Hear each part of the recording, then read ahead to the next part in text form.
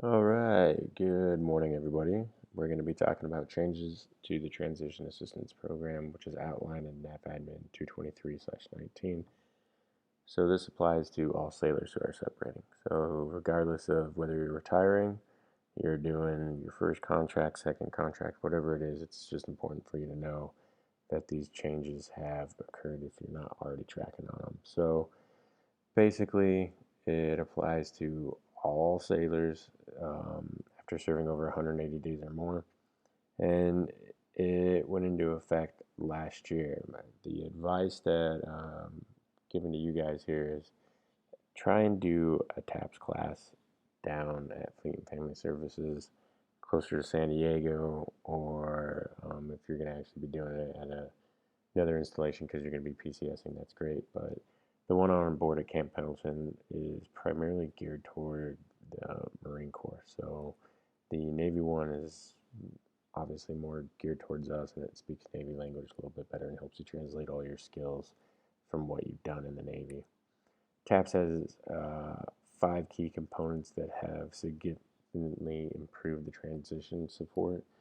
The first one is mandatory initial counseling slash a self-assessment test that you complete 365 days or more prior to release from active duty. All right, so basically this is just a tool the Command Career Counselor uses to give you a tier 1, 2, or 3 category to help place you into what programs that should be provided to you to better assist you with transition. Because depending on where you're at in your career, maybe you actually have completed further education, or during that assessment, you've actually done technical vocational skills that you already had previously or that you picked up in the Navy, and they determine, hey, you actually have these qualifications, and during that assessment, they realize that you actually have some sort of job kind of lined up already.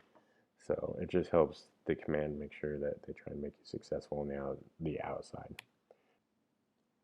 The second improvement is the mandatory pre-separation counseling, at least 365 days or more prior from active duty. Kind of go hands in hands with that initial self-assessment that the command career counselor uses. It's just kind of one of the tools that they have, like goes hand in hand. Okay, they're going to go over different opportunities, discussing that tier category and that sort of things. You should really strive to do this 365 days out, even if you're on the fence. The next improvement that they added was a mandatory TAP core curriculum.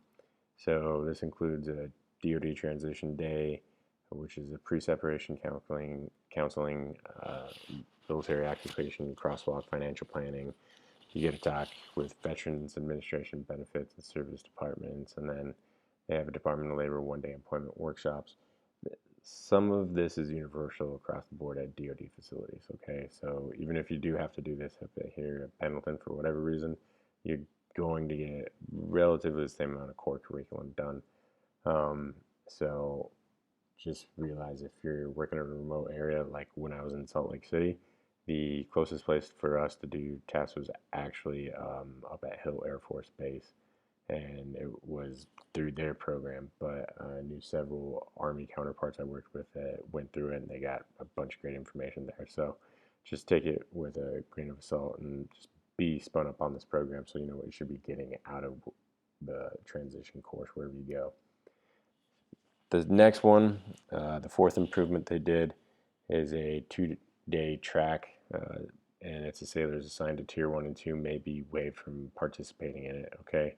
This is for those Tier 3 people who need more information to help set them up, which include that Department of Labor workshop, education training, vocational training tracks, boots to business. Just gives them more tools to be successful. Tier 1 and 2 are people that maybe already completed their degree, they got the vocational training, or they have something already set up in their assessment that's solid, that the team that helps take care of this feels that you actually have a handle on and set yourself up for success on the outside. And then the mandatory capstone event. So this one's done by Food and Family Services, and it must be completed no later than 90 days prior to your separation. Okay. Um, this is mandatory if you're doing it on Pendleton as well, because The capstone event is actually sent to the command career counselor, and that's what's actually triggering your release. So you have to do that. Don't drag your feet on this one. So if you are in your 24 to 12 month window prior to your end of service, whether you're EASing or retiring, you should be asking yourself the following questions, right? Have you completed the self-assessment or done your initial counseling? Um, or have you done your individual transition plan? Okay, so if you haven't done that and you're in that category, you might want to start thinking about this, okay? Don't let this sneak up on you. It's a lot to get done. 12 to 6 months prior to US. This is the next group of people, okay? Have you applied for your Seaway quota if you're trying to stay in? Did you submit for your job applications? You know, at this point, you really should be planning on getting out. You should have something lined up. Or if it's not a job application, you should, if you're looking to go to school, you should have applied to school by now and potentially have a school lined up. 180 to 30 days prior to your EAS. At this point, you should have participated in your capstone event, and at least 90 days prior, you needed that fleet and family support. Okay, this is also the point where you should have been working with a VA representative to start doing your VA physical. All right, these are just some things that you need to be thinking about. That if you're in this window, you need to look at the timelines and actually start putting this together. So time is ticking one way or another, whether you're staying in or getting out, and you want to have a smooth transition on the way out, not just end up riding the crazy roller coaster that we're in right now, getting spun out on the other end of it, and have no clue where to actually take those next couple of steps. So be prepared for this. Take it seriously. This is the one thing that you guys really have control over. We'll support you guys on trying to get to this stuff as much as possible. And when you're actually trying to plan on doing these courses, especially when we're doing it far out, don't be the person that is trying to do it where I'm not going to go to the field, or I'm not going to go on this op, or I'm going to get out of this training. Do it to where it makes it difficult for the leadership to say no, okay, because you planned it accordingly. And then my last little tidbit here is just have a plan of some sort, okay?